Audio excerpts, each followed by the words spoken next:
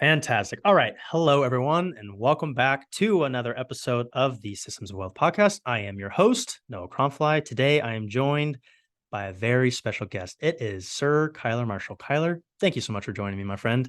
What's going on? It's really good to be here. I'm really excited. I was honestly really flattered to get the invitation. Absolutely. I've got a lot of respect for you and your work and what you teach, and other people need to hear it. I appreciate it, dude. I really, really do. And again, yeah, thank you so much for joining me. And honestly, I just wanted to start first off. I just wanted to say thank you for the impact you have had in my life, the support that you've given me. We were talking about it a little bit, but you were the first, if not one of the very first phone calls when I went through my separation with my business partner last year. You were one of the very first people that I called, and we were talking about that a little bit before, before we got started here. And so again, I just want to say the advice that you gave me during that time, the support that you had, for me during that time will be something that I will be forever, forever grateful for. So again, thank you, man. Thank you for the friendship, everything that we get to do together. Of course, man. Like that's what this is all about. Absolutely. Entrepreneurship is a very quiet, lonely journey that people Yes. tend to go on, which is why, by the way, people talk about how freeing it is and how great it is, and I get all the advantages. That's because most of the time, that's not what their life is like. Right. That right? That's just the Kool-Aid they're sipping. Yeah. They're just saying like, oh, these are all the upsides because the downsides is where they spend most of their time with, Interesting. right? That's like it's a lot of the time why people flex on Instagram or anything like that. Sometimes, I've always found it really interesting the juxtaposition of a lot of rap music of my life is so excellent and I got all these hoes, I got all this drip, I got all this stuff going on in my life, Mm-hmm. and my life is hard and Mm. the cops are after me, and like there's this juxtaposition of both things holding on, and Yeah. that's because they're being real, they're Right. being honest about what their lives are like, whereas like I won't mention names, but some entrepreneurial communities are I might get in trouble for mentioning names actually. Some entrepreneurial communities are like money, money, money, keep it going. Who cares Yeah. about your relationships, your mental health, Right. uh the broad prosperity of your life? You just got to keep on that grind, man. It's like, Hmm. no, you're going to die that way. Well said. And we need to get into, of course, we're going to cover a lot about the culture of Planet Perry, but I wanted to just like I like to set kind of some sort of a foundation of like how you found yourself in the position of where you are now and the leadership position that you have with Planet Perry. But usually the question that I tee this off with is like when people ask you what you do or see like your official title, like what do you usually say when people ask you like, so what do you do for work? That's a great question. So what I say is I'm a salesman. Okay. I'm a salesman of entrepreneurial training and services, Yes. 100%. right? Yep. And it's taken me a very long time to get it that Yeah, tight. succinct, right? The very long answer is I consult with clients, I sell them services, and I go to the events that I eventually sell people into Yes.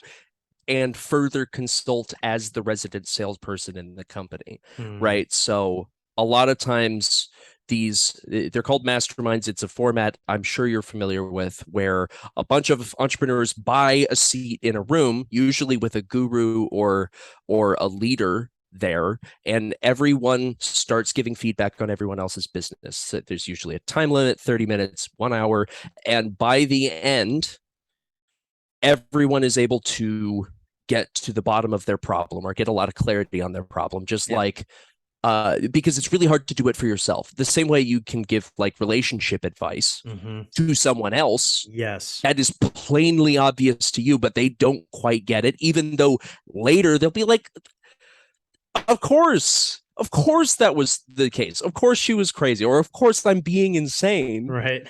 But you just need that outside perspective because you're too close. Yeah, you can't see what is it saying like in Perry? Like you can't see the trees, the forest, or something like that. Yeah, yeah. Well, there's a lot of different idioms for it, but it's like you're too close to the elephant to figure out what it is, Ah, ha, ha, right? ha, ha. Yeah. A group of the parable is a group of blind men are next to an elephant, and they're just trying to figure out what it is, and one of them's like got its rump and it's feeling it is like I think it's like a leather wall, and another one's like at its feet. It's like, no, I'm not actually sure what this is, but it's like this big like crusher, and someone's like over by its trunk. It's like, no, dude, this is a snake. It's like, no, no, no, no, no, no, no, no. It's an elephant. You're Mm, just too far, yeah, and you're too close, yes, and you don't have the perspective that you need, perspective. Right, right? 100%. So, And yeah, go ahead. well, so what I do is I get people in that room and Hmm. I have the privilege of being in that room.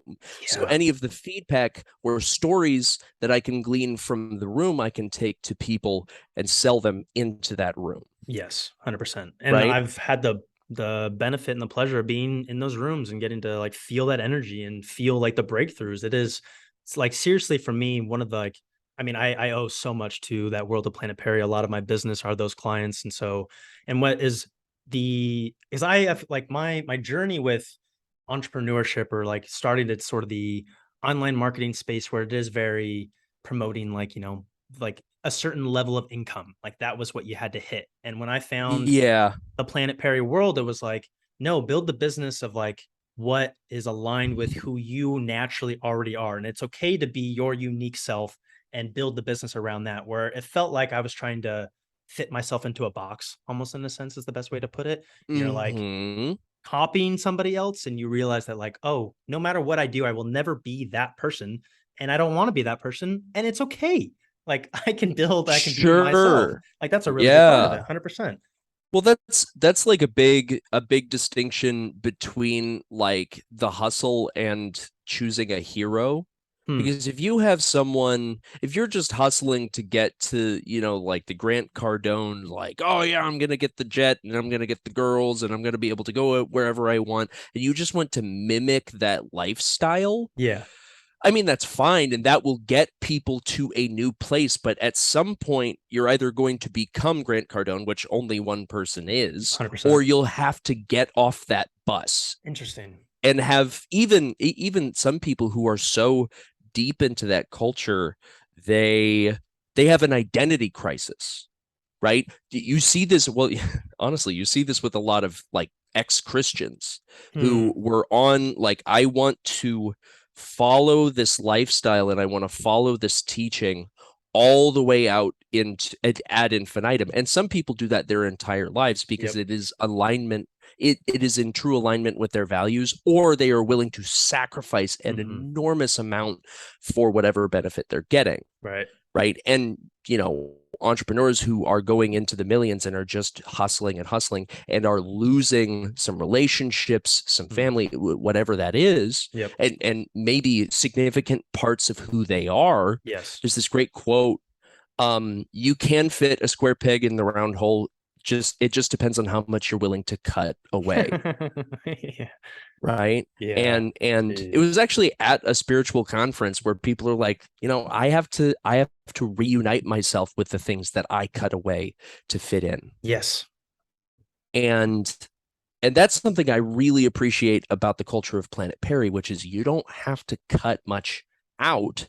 You just have to focus on things that actually work. Hmm. And you don't have to cut away any of yourself. You can build a rich, fulfilling business of any scale for you and your family if that's Yes. what you want to do. 100%. If you want to go into the stratosphere, yeah, our stuff works for that too, but Right. that's not the ultimate carbon copy goal because we don't do anything carbon copied. It's very like freeing and empowering to like, Yeah. especially for me being like young again. I think my first introduction to anything Planet Perry was with Scott Shang. If you guys haven't listened to that interview, definitely go back. He's the original mentor that brought me into this world. So good. So good. But it was 2019 and I was 22. And I was at the very like the workshop that Bob and Perry put on, the 80/20 workshop. And I, as like a Oh, 22-year-old, a very young entrepreneur, to build my foundation with, those almost like first principles kind of approach. I'm just so lucky that I almost like I don't have to get 10 years into my journey and then unlearn a lot of that stuff. Like I can wow. Hmm. build it from the very beginning and see these really in a applicable business. Cause again, like that's what Bob instilled in me. That's what, we live with Find My Way Home with Scott's projects. So like I get to see them in real action. I'm just so grateful for it. But I do want to like anybody that's listening to this, obviously you guys can tell that Cuyler is extremely articulate. One of like has just so much energy. It's just like it's one of the best. Like it's just you're too kind. Thank you. The first conversation I had with you, I was just like, man, this is like I knew you and I were gonna get along right away. But like, how did and we have. how did you find yourself in the position of sort of like that sales leadership position with Planet? But like, what was the journey like? Was sales that like something that like was just like natural to you? I think like the question was like something that we have always done like with the Planet Pairs, like take a marketing DNA test and learn about kind of your skill set and then find a Yeah. profession and build on top of that. Like, was that part of your journey? Like, how did you find yourself with where you're at now? So I'll give you the long answer, which Please. is I was actually brought in because my dad founded a company. He is Perry Marshall. He Certainly. is the Perry that the planet guy. is around. Yeah. He's the Best-selling guy. internet entrepreneur, author, speaker, almost philosopher. Like just Yeah, pretty much. Yeah, Yeah.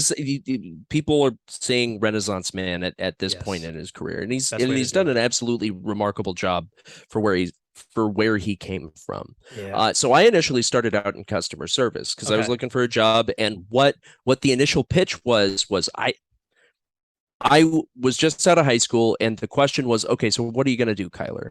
And I didn't want to be a lawyer, an engineer, a doctor, any of the collegiate experiences that I would need in order to not really hurt someone while practicing my given passion. Yeah, right? You don't have to go to acting school to become an actor. It just helps to have that crucible to create you and also Yeah. to have those contacts. Right. Well said. Yeah. Right. You don't need it.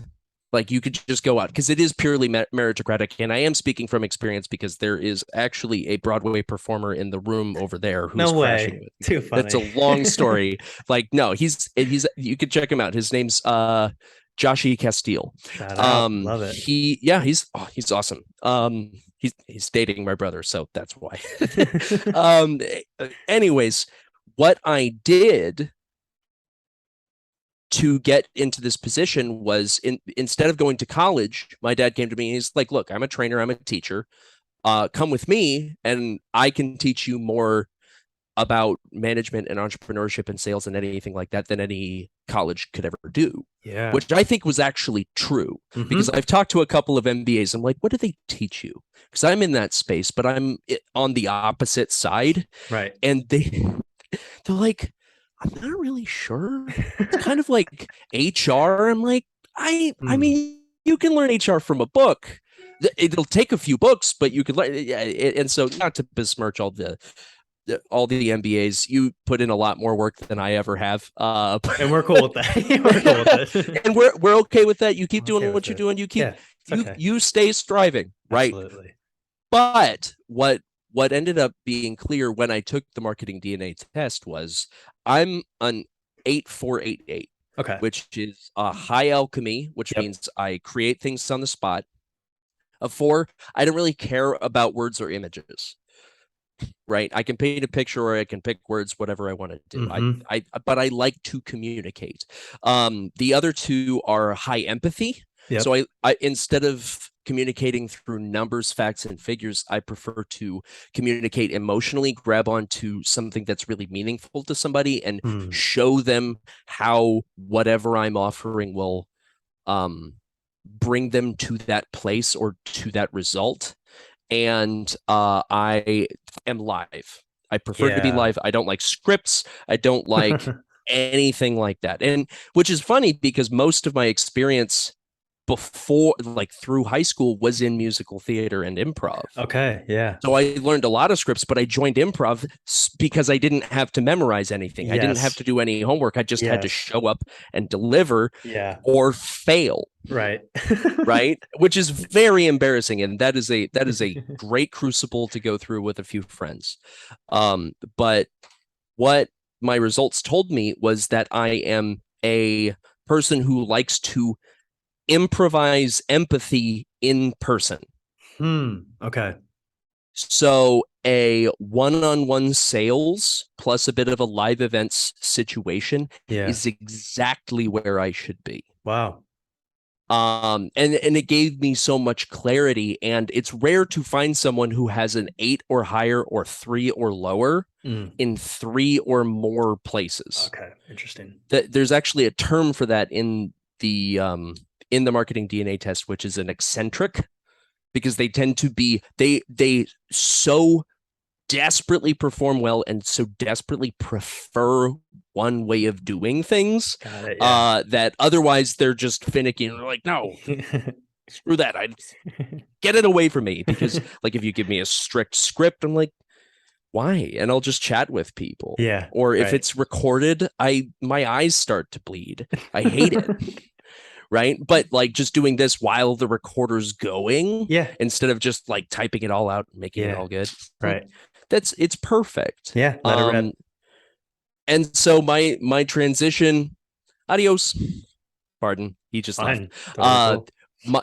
My transition into sales was actually Perry's idea. He's like, no, I want Cuyler selling because he's got this test score and I want to see what he can do. And I was like, it scared the shit out of me. I don't know How long if ago I can was curse this? here, but Absolutely. 2.5 years, almost 3. Okay. I actually got some training with Ari Galper. Yep. And which his sales philosophy is get to the truth, not to the sale, which is very simpatico with an empath. Love it. Yep. Right. You don't have to worry about the pitch. What do they need? And if you get to the core of what they need, because, I need more money. Why? Right. I want to support my family. Have you been unable to do that? And then you get into the pain points like, well, wow, I've actually been bankrupt before.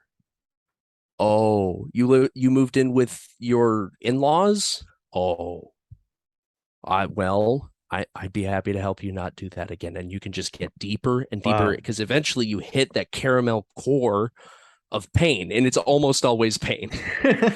and then it's like, look, we have.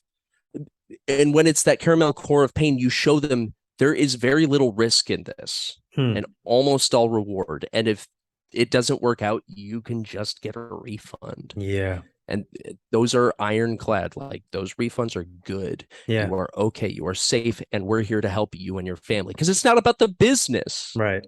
Right. But you won't discover that if you're just pitch, which works sometimes. Pitch works.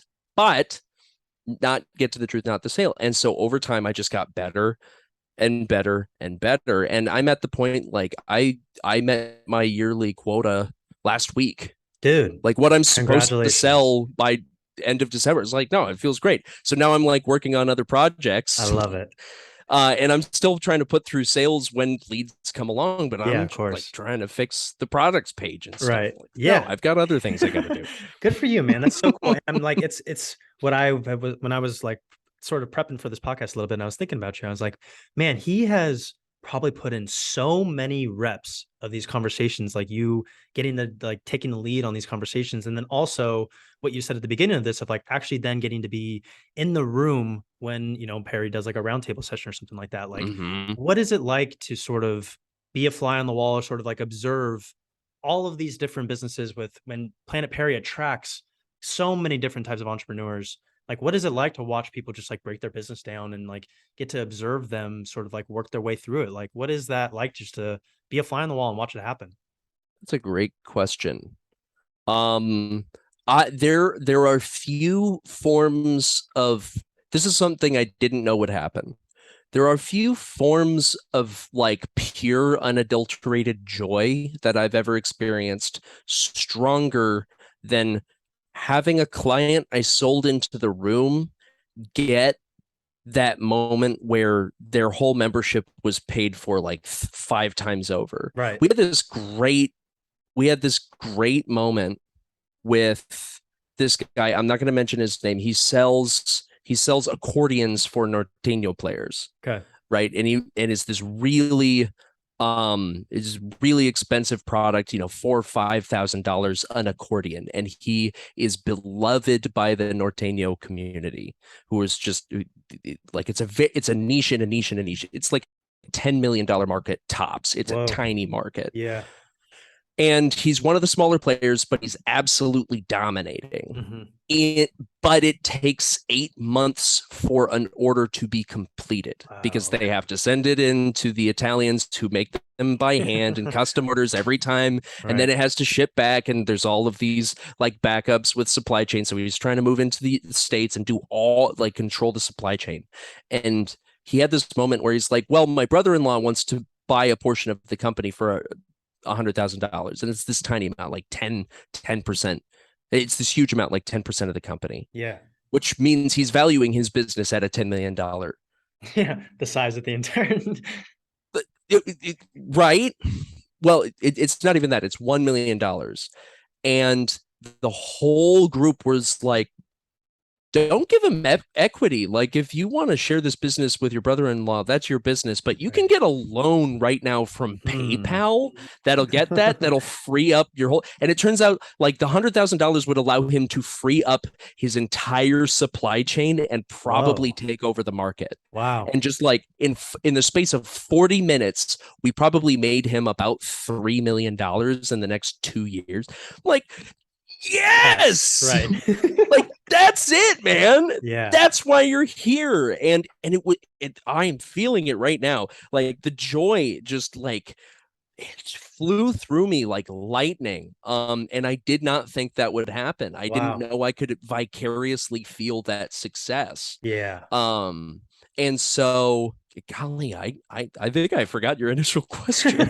Well, part of like being like an observer and watching people like have breakthroughs in the business like that, and something that I observed, or that I tried to at least be super self-aware about myself when I was like, I would say, like I said, when I was 22, I was like just kind of understanding or just getting like just introduced to even like the term 80-20. I didn't even really know what that meant. And then 2020, right when I turned 23 was when I met you for the first time. We were in Roundtable in San Diego. And that was when Perry was talking about basically like essentially predicting basically like what happened with COVID, essentially. Like he was like, the exercise we did was like write down on a note card like what would happen if everything in like in your business like dried up essentially overnight. And I became very aware of how vulnerable I was, because at the time I had sort of built my clientele around my skill set of knowing how to run Facebook ads. But that was basically all I really knew how to do. Like I knew paid advertising, but I didn't really know a lot else. And I was very like, oh my gosh, like I left that roundtable like very aware that, oh my gosh, I got to go to work. And then that next month, COVID happened. And I was like, all right, well, time to go to work. And then I learned funnel design, then I learned systems, and I learned ops, and I learned all these things. And it made me essentially who I am now. But I don't think, and it didn't even really click even more until I'd say last year when you got me into the new Renaissance. And I went through the 80-20, what is it, the productivity like express, like that. I went through that, and I understood, or I started to learn about like your USP and started getting a little bit deeper into that. And part of like, I'm curious, the breakthroughs that you see some of these entrepreneurs go through in their business, like if you could put a percentage on it, or at least like make a distinction, like how much of it is like things in their business, like technical things that they make in their business, like make improvements, or how much is it like personal? I mean, the big Planet Perry term is head trash. Like, how much is it like tweaks in their business, or is it like personal head trash, things that need to get out of the way? Or obviously it's, it's probably a mixture of both, but like, do you see like an emphasis on one or the other? That's a great question. I would actually add a third category before I answer it. The third category is I've got all these things that are valuable to me in my life, and I don't want to lose any of them, but I want to grow my business, which is probably going to take up more time. So how do I like navigate all this while not taking up too much more of my time and with my current budget? Right. So I'd say about 50% of the time, big ahas or things holding people back for Roundtable, which is entrepreneurs at at or above the $500,000 a year revenue. That would be, it would probably be, there is a part of your business that you have not examined properly. And there's this like golden nugget of opportunity. Like every once in a while, there's somebody who has like, I have there was a patent lawyer who came into one of our events recently, and he has this patent law firm, and he has this app that helps other law firms and other inventors patent things faster. At least that's what the app is supposed to do. Yeah. And what Perry pointed out is if you funnel those people through your law firm, which you're already doing, and you make them use the app and you get feedback on how the app runs well, and you just keep running people through that, in 4 years, you're going to have an app that works 20% better in an incredibly difficult field, right, which is patent law. Right. And then you can just sell that software as a service to other firms so that they can get their patents through so much faster. And so you have a super highway through the international patent law, which means you don't have a $4 million business. You have an $80 million business waiting to happen. And all you have to do is get feedback on how it works and really grease the chute. Right. And like 50% of the time, a massive change in someone's business comes about from a small part or like a project or something they're doing that gets them moving so much faster. And sometimes it's just getting good Google reviews. Right. That's it. Like, and because bad reviews weigh you down. Certainly, right. What's the term? Is it like small levers swing big doors, or small hinges swing big doors? Yes, exactly. Like exactly. Yeah, small hinges swing big doors. And it's absolutely correct. Now, I would also say there's the rare person who shows up who is pure head trash. Like I've got one guy sets the tone for a meeting by showing up. He's the first hot seat. It's 9 a.m. People are like still drinking their coffee. And he's like, look, I signed up because I just went through the worst divorce in my life, which is the second divorce. I'm almost bankrupt. This was my last bit of money. And I want to set my life up and my mind up and my work up so that this never happens to me again. Wow. And so somebody just like pulls out a chair. It's like, okay, I don't remember his name. So, okay, Dave, let's talk about what happened. And like the entire hour is just like this guy cutting a vein and bleeding. It's Jeez. Like, my life is so hard right now, and I never want to be back here. Yeah. Like, well, Dave, we can help you get there. No problem. And that's probably the hardest one. Getting real and honest with a person who is suffering. Yeah. And connecting with them is like, we bear the same burden. We want as much as you do to not fall off this cliff. Because every business owner there probably has a spouse. Like, I don't want to fall off that cliff. I love them. Yeah. Right. I also don't I want to help you because I'm also helping me. And the other thing that's so valuable about that kind of dynamic is everyone it's always a horseshoe pattern, and there's somebody at the front. Right. Everyone in that effective circle can also take the feedback the person in the hot seat is getting. 100%. Right. So they can also with the Dave example, they can also avoid, not spending enough time at home. They can also avoid some of the pitfalls this guy ran into with his business partner, right? That's the value of this. That's the value of your podcast. It's like, yeah, man, cutting a vein and bleeding is so valuable because when people are at their most lonely, they know they're not alone. And when people... right. And when people are falling down that chute, it's like, this is how you get out, and this is how you nail the recovery, or this is how you avoid or qualify your partners next time. Jeez. Wow. Is there if you could, off the top of your head, what were some, and I'm sure you're still working through stuff now, if you're okay with sharing it, but what are some of the things, personal head trash things that you've had to work your way through? Okay. So I was so terrified to go into sales I don't think I've told anybody the story. So Exclusive. when I was, yeah, hey, tell all. Um, when I was getting some training with Ari Galper, Yep. we were at lunch with Perry, my dad, um, Ari Galper, and the other salesperson who's been here for 14 years, Tiffany Jimenez. Yep. She's fantastic. Yeah. Love Tiff. She didn't need any input Hmm. from Ari. She's got her own thing. She follows Tom Hopkins. She's got her own system. It's She is great. dialed. Right. Yeah. Yeah, Right. she is dial. Well, you don't stick around for 14 years Yeah. Right. and not Leading the way. Right? not Yeah. be really good. Like she's anyways, so we're just getting into the nitty-gritties of like calling and all of that, and I just break down crying over my burger. Wow. I just start crying. It's like, man, I'm so scared of this.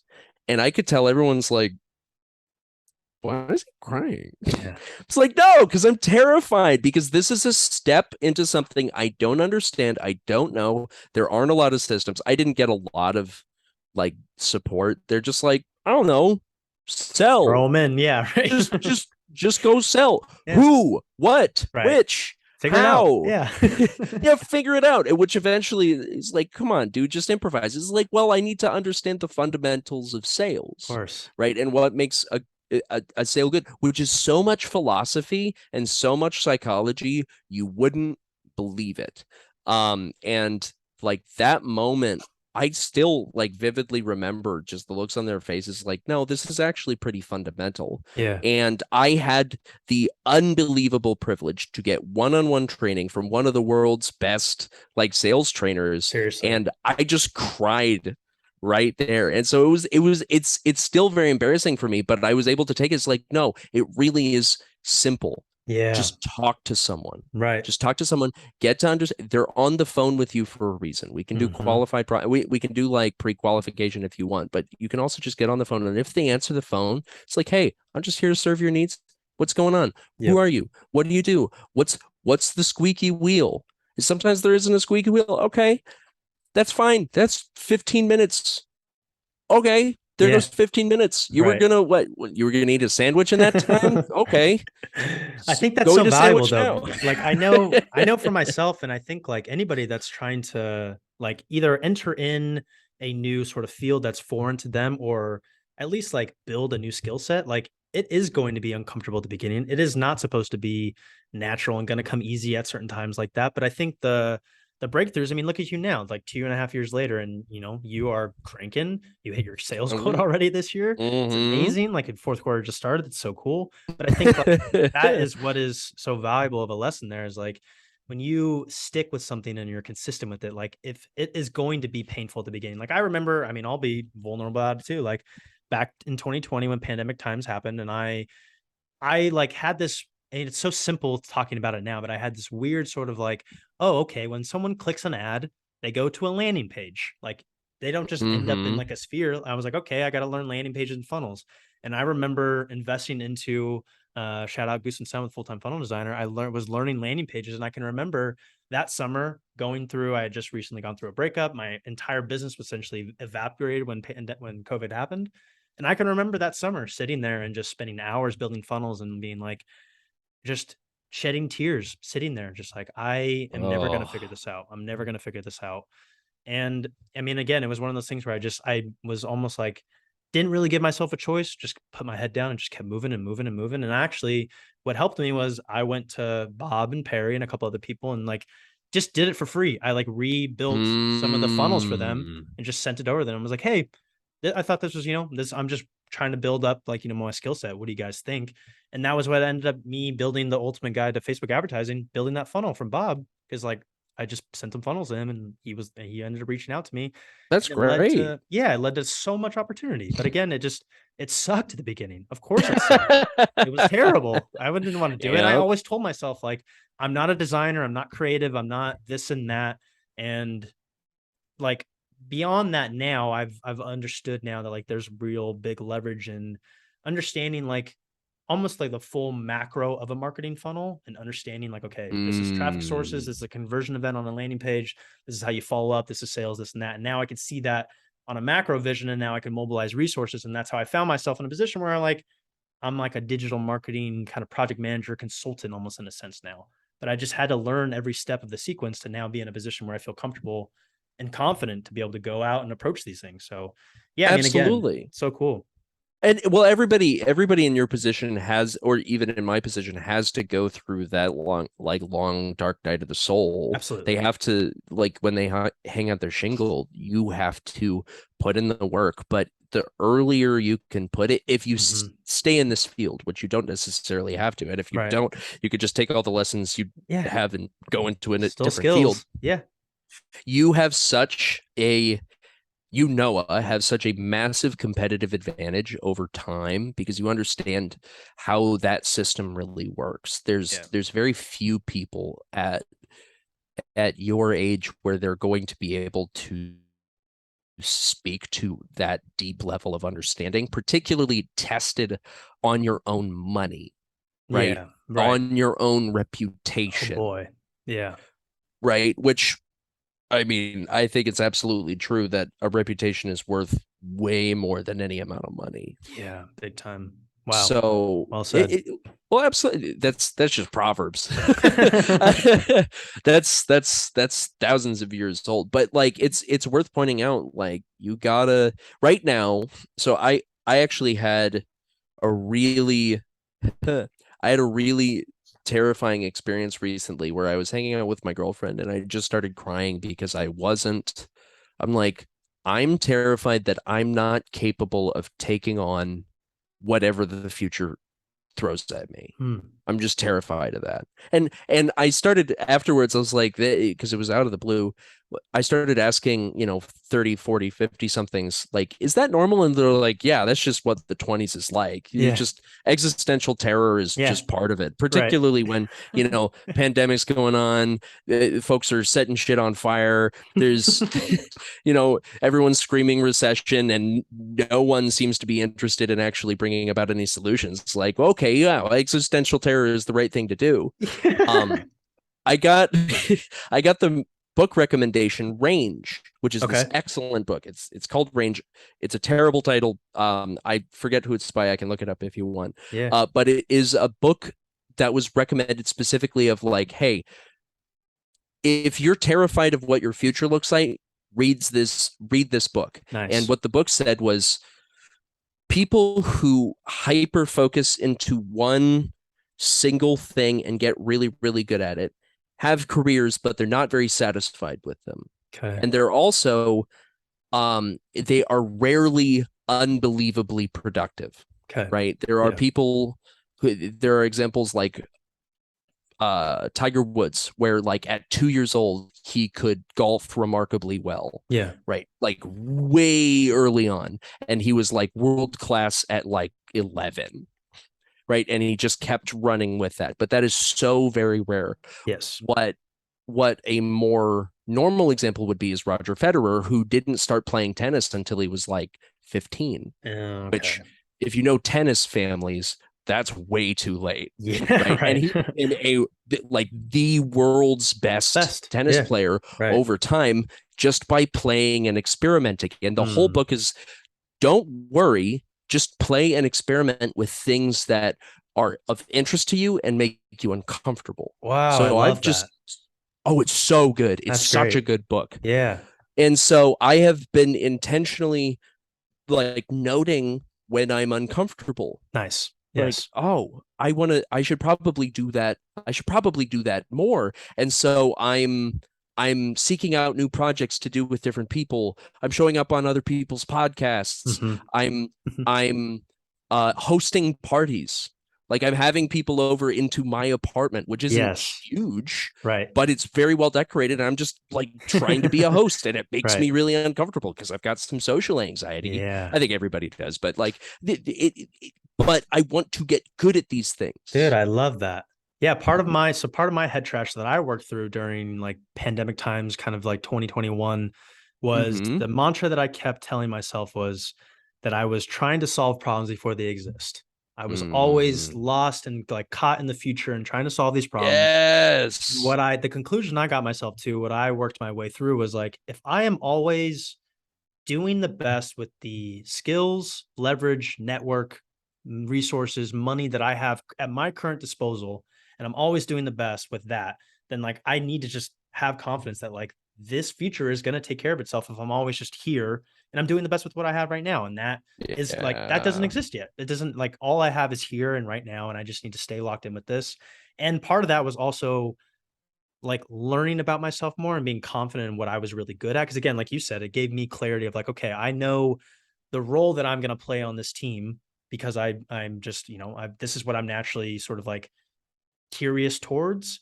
And I'm doing Mm. things that are pushing me out of my comfort zone and I'm testing my limits. And I am not trying to solve these problems because they're not my responsibility. Like, this is what I'm going to stay focused on. I'm going to trust in these people around me to get their shit done. And we're going to push this forward. And like, I don't need to worry about that problem yet because that doesn't exist. Like, I am putting the most into what is happening right now. And I am preparing myself for projects that don't even exist yet with people that I haven't Mm-hmm. even met yet, but skills that like I have yet to develop, which is almost like exciting and it's fun because it's like, oh, I'm prepping for things that don't even exist yet. But that's the magic. Like, that's where the fun is happening, is like you let go of it and you come back to it. And like maybe that path is a little bit dark, but you put your constraints in place and you put your head down and you play the game and you work and you just go to work. Like that for me Absolutely. was what let it go. And it gave me so much freedom just to focus on it. Yeah. I would also add to that, I think there's a mistake a lot of people make when they try to um Jordan Peterson put it best, like, don't compare yourself to others now, Mhm. compare yourself to who you were yesterday. Yes. Right? That's Right. how you should measure personal growth, Right. because like you have a very different story and very different opportunities from what I have, even though they tend to overlap. Right. And there's some symbiosis that comes from that. But Mhm. really what you should do is keep an eye out for weird opportunities that come along, even just like an offer to help someone clean out their garage. A, you might find something cool in there that they don't want anymore.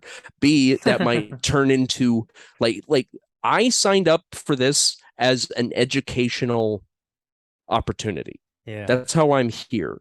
But our David Nadler pointed out, like, Cuyler, he pointed this out last year. Cuyler, that whole story about you being like a student here and you being here to learn, um, that kind of sets everyone's expectation that you're some college peon, and you need to stop telling people that story, because you don't live out that story anymore, do you? And I'm like, no, I don't. I'm a professional. And he's like, yeah, you're a goddamn professional. Certainly And are. so go out and get some Yes. sales done. And I was like, yes, thank you, David. Damn right. I'm like, yeah, man, Love it. okay. Yeah, I'm dude. and I stopped telling people that story. And I also said, Dad, hey, stop telling that story, because that's who I was. Right. But there was a noticeable transition where Mm.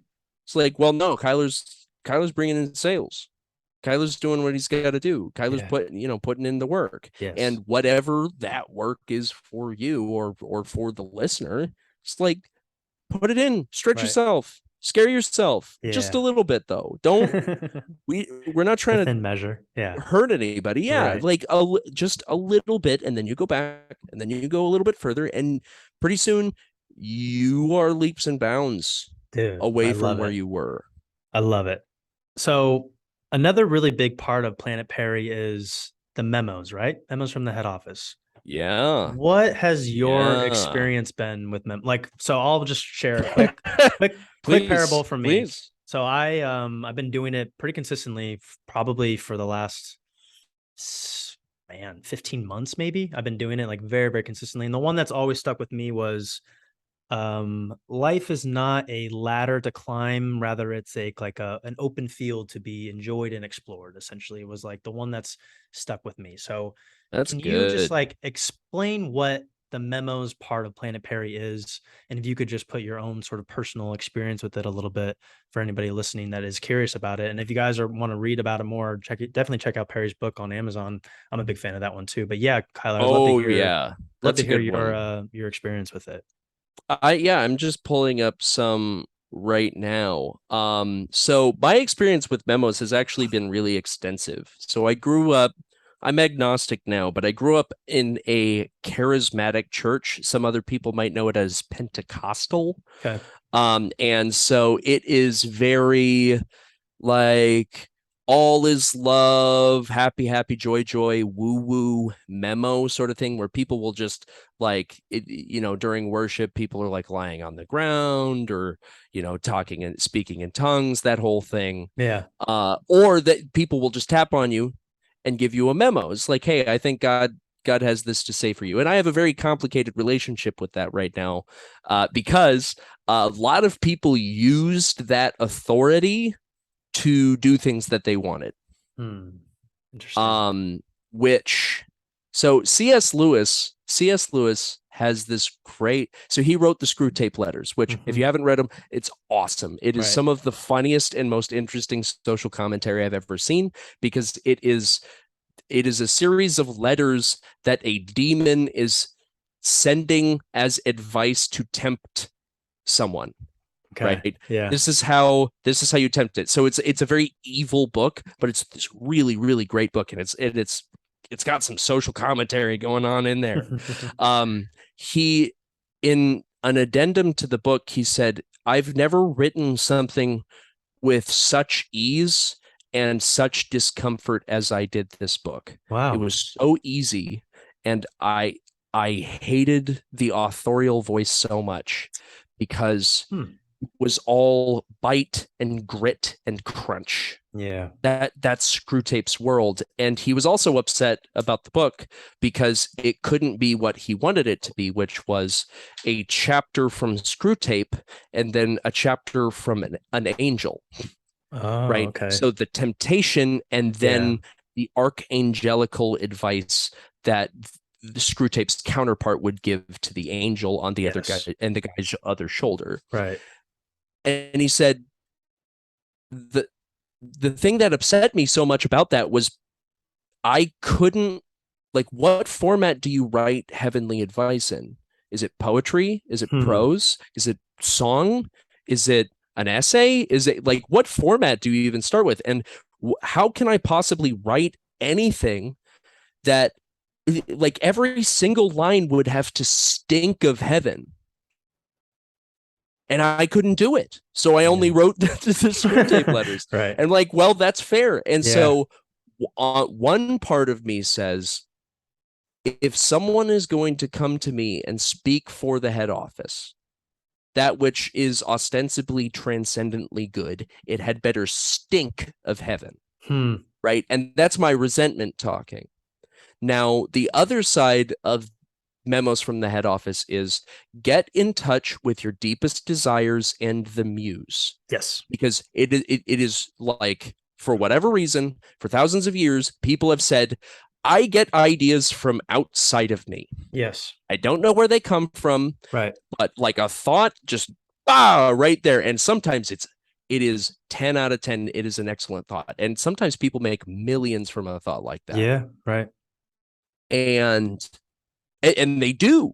And what you have to do is pay attention, write it down, have a ritual of laying out what your thoughts are that day and make note of them and revisit them. Yep. In that sense, memos from the head office is one of the most unbelievable ideas I've ever heard. Right. And so as long as people aren't tapping me on the shoulder and it's like, hey, I got a memo for you. That doesn't stink like heaven. I'm all for it. And but there are people in my life that still like tap me on the shoulder. Hey, I got something to say. And I'm blown away by what they say. Yeah. It's either something I've been ruminating on for a long time and I haven't said to anybody. It's just weird. So one of them, one of my favorite memos I've ever gotten, I'll share two. Yeah. And ones that I try to live out. It's be a container shaped like a pitcher. And that be a container shaped like a pitcher, that all I pour into your life, all the abundance, becomes something that you pour into others, leaving more room for me to fill and refill again and again and again. Boy, do you live that way, Kyler. I'm Goodness. trying, man. I'm trying because that's what I want to be. I was Yeah. raised in a culture of like share and abundance, and something Yeah. that day someone else who I need to introduce you to, Tom McCann, Hmm. he says, Kyler, it strikes me that you're the kind of guy where if you have a quarter, I have a dime.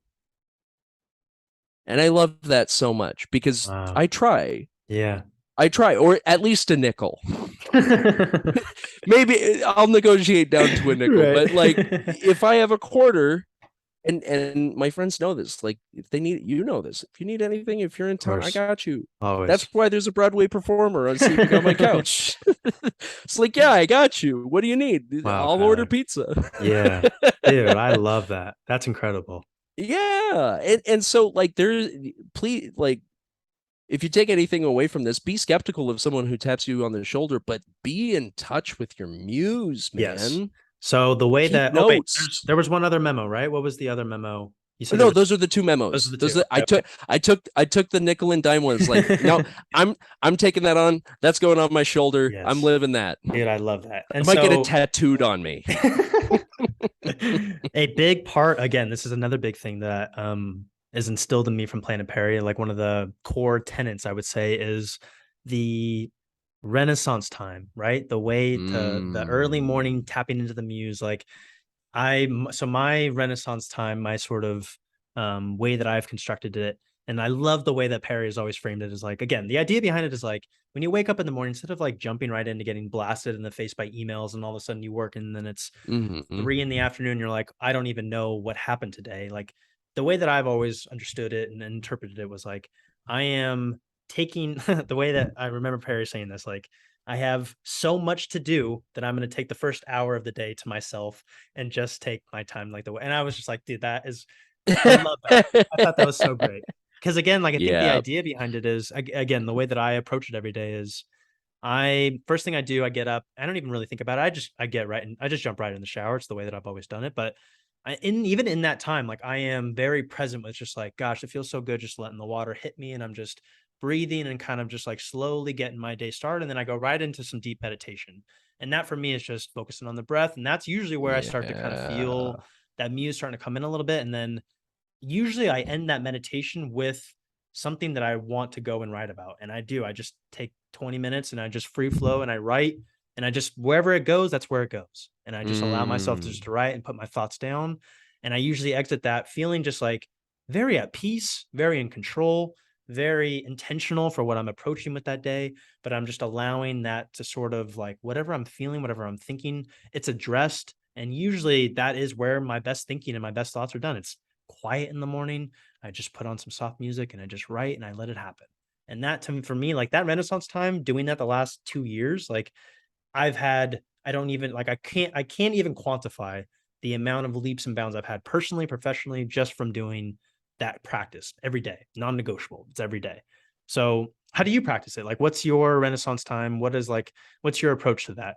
That's good. That's really good. So I tried the intentional like carve out part of your day and like do the whole notes taking thing. Yep. And what I so for whatever reason, my morning routine is usually I wake up 7:30, maybe 8, I Hmm. brew some coffee and I do the dishes. I just Okay. because I'm groggy, I Yeah. can't really think, and I'm just waiting for the coffee to come in and I just do the dishes. I do something mindless and I might be listening to a book, I might be listening to music, Yeah. right? And if anything comes in, it's Hmm. like, oh, there's like a cool thought, I write it down and Nice. I get it done, but that's usually not the best time for me to like listen to the muse or whatever. Okay. What I use my Renaissance time usually takes the form of so I'm what I call an external processor, Okay. which means I learn other people call it think to talk versus talk to think. Okay. Yep. Um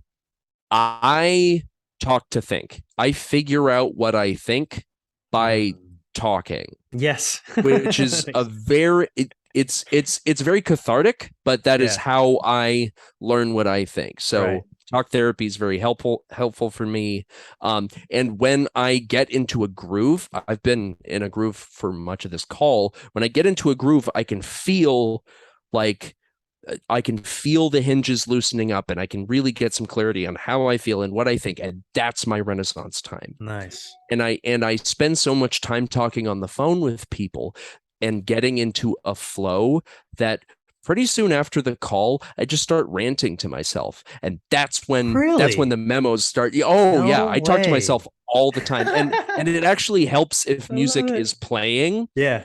and I get like sometimes it's like metal or rap or Yeah. something like that, and I Right. just start writing it. It's like, oh shit, and I start and I keep one notes file called Renaissance Time, and it's my thoughts, it's notes for therapy, it's like invention ideas, it's like all different stuff that I just like detail down. There's this enormous file, and that's what my Wow. Renaissance Time looks like, and what I would say Renaissance time is because partly because I haven't figured out what the morning routine thing is, Hmm. but like nobody's really like craning down my neck and looking at what my work is. So like if I have an appointment as like I have the 20-minute space, I can't call somebody because any good call is going to take 30 minutes, uh, Yeah. or at least 15, and that's going to be too tight for me to do any of the calls justice. Like Yes, of don't course. half-ass two things, whole ass one thing. Ooh, I another old I proverb.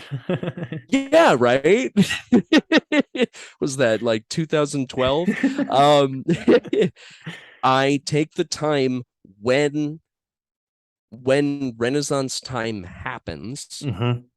I note how and why and I write it down. Okay. And I'm intentional about right like making sure it's documented Hmm. and making sure I understand that I'm in the environment that I can do it. Sometimes it's just on the road, Yeah. right? And I have to do like speech to text into this file, and I have to Yes. like go back afterward Right. to like synthesize it. And I have a big backlog of stuff I have to like go Dude, back I'm and the look same way at. because But I'll rip out my phone and just text myself and just like send little text to myself and then come back. yeah. And then like on a Saturday, I'll just review my text and then be like, oh, that was an interesting thought. And then sometimes I'm like, what was I Hmm. saying? What is this? It's just like if I can't figure out what I was trying to say, it is my fault. Yeah, And certainly. I was either inebriated in some way and it's just a stupid idea, or the speech to text just didn't even figure it out. It Of couldn't course. possibly Right. translate what I was trying to say. It's like, oh, that's fine, Too you funny, know? dude. I love it. Yeah, yeah. These are I good think, questions. well, I like to think I'm full of them. I think this has been so immensely valuable. I so appreciate you coming on.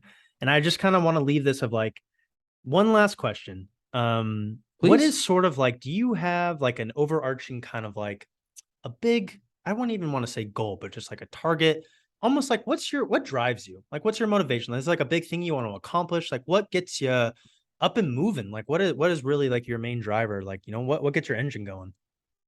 That's a really good question. So I've actually been trying to figure that out. Yeah. So goal, the big broad goal is something I'm trying to get clarity on. And the reason I'm trying to get clarity on it is because for me to formulate a big goal and run toward it, because I've been for years, I have just been Hmm. learn, Yeah. understand, pull Right. apart, research, grab, test, improv, all of that, right? Aiming toward a single horizon seems weird to me, but I understand that's what like really truly productive people do. Right. So I'm trying to go on a journey of self-understanding of what makes this tick, Hmm. because and that's inductive reasoning. I've got all of these different signals, Yes. passive and active, that are telling me I like this, I don't like that. So Hmm. what makes me tick is people. Okay. Fundamentally, Yeah. I'm not super money motivated. Hmm. I've met people that are money motivated. And I Right. am not that guy, right? Right. Those, hey, God bless them. Go for it. Long live John Paul Mendoza. I am not that money Yeah. motivated.